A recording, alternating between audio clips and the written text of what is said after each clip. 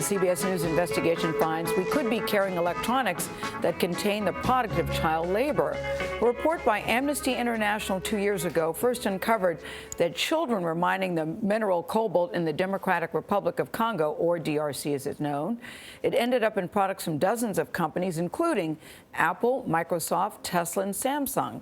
Cobalt is needed in batteries powering common devices like our cell phones, laptops, and in the growing number of electric cars. Debora Patta traveled to the DRC to follow the complex supply chain. She joins us from Johannesburg, South Africa, with this story. Debora, good morning.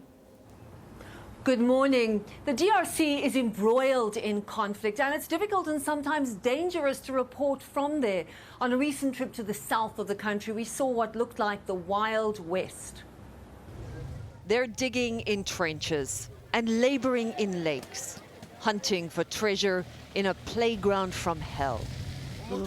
Hard enough for an adult man, unthinkable for a child.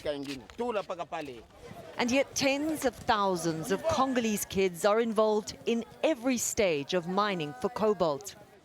More than half the world's supply comes from the DRC. 20% of that is mined by hand. We traveled along collapsing dirt roads. Children are everywhere, digging for cobalt in abandoned open pit mines. And it's clear security officials in charge here, only some of them in uniform, have something to hide. There's such sensitivity around cobalt mining that every few hundred feet we get stopped requesting letters, documents, even though we have official permission to be here. But for the Chinese middlemen we saw who buy the cobalt, there are no such constraints. They have free access to the mines. Inside, women and children are doing so-called artisanal mining. But don't be fooled. This is no quaint cottage industry.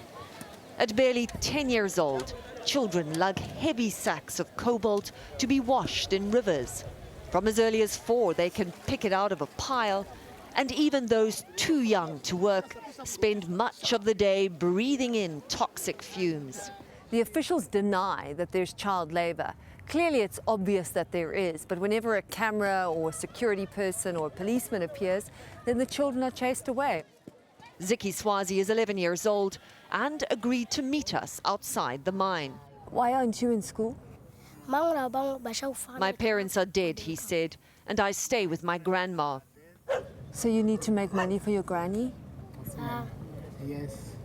We asked these companies whether child-mined cobalt is being used in their products. All acknowledge problems with the supply chain, but say they require their suppliers to follow responsible sourcing guidelines. Apple said it leads the industry in supply chain standards and last year cut ties with the largest artisanal cobalt supplier. Microsoft told us it does not tolerate child labor and that they are working with NGOs to eliminate it. Samsung said it's mapping its supply chain, and Tesla explained it performs audits and has very little cobalt in its batteries. But our investigation shows just how complicated it is to trace child-mined cobalt in the global supply chain. We followed the mineral as it left the mines, piled high on every mode of transport available. Sacks were already mixed up without labels, making it impossible to know who had mined them. The children's cobalt is brought here to this market, where it is bought by a Chinese company for extremely low prices. We wanted to see whether there was any attempt to check if the cobalt had been mined by children. So our team went back later with a hidden camera. When we offered to sell a truckload of cobalt, nobody asked us who mined the mineral, only what the quality was.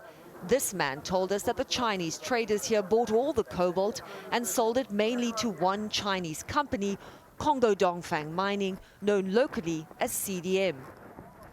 CDM is owned by global Chinese giant Huayu, but Huayu said they stopped buying from that market last year and have put in place a detailed program to eliminate child labor from their supply chain. And yet, in this murky process of sourcing cobalt, one thing is clear: children are still here, carrying the weight of our high-tech world on their shoulders.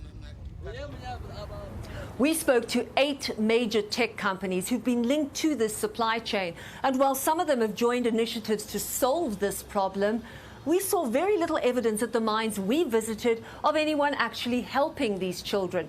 PACT, an NGO working with Apple, Microsoft and Huayu, described support from these companies as a drop in the ocean compared to the dozens of companies still buying child-mined cobalt. Gayle?